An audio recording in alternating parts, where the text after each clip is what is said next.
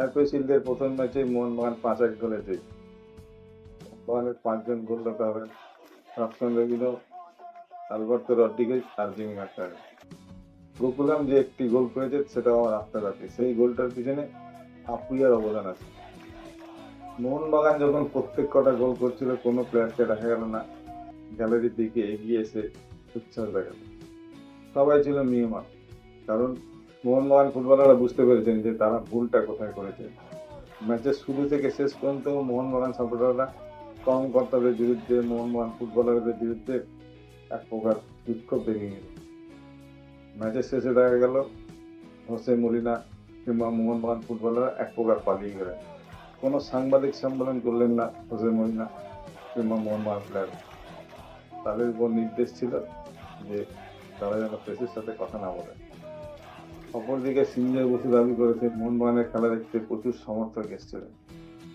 Actually সেই সমর্থকরা কিন্তু খেলা দেখতে যাননি।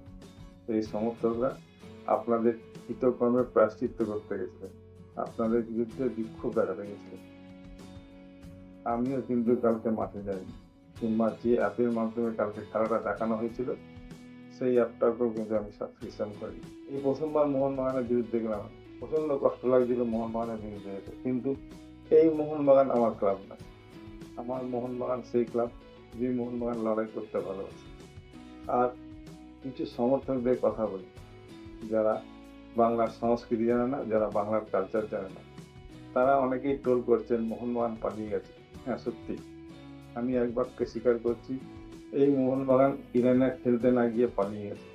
কিন্তু বাঙাল মশাই, এটাও জেনে রাখুন, এই পলাতক মোহনবাগানের কাছেই কিন্তু ইস্ট বেঙ্গল নবার হয়েছে আইএসএল টুর্নামেন্ট। এই পলাতক মোহনবাগানই কিন্তু আই লিগ জিতেছে। এই পলাতক মোহনবাগানই কিন্তু আইএসএল লিগ সিরিজ জিতেছে। আর যারা নিজের দেশ ছেড়ে পালিয়ে এসছে তারা অন্য কাউকে জ্ঞান দিচ্ছে যে মোহনবাগান পালিয়ে গেছে। বাংলাদেশ নিজেদের ঘরটা দেখুন, তারপরে কথা বলবেন।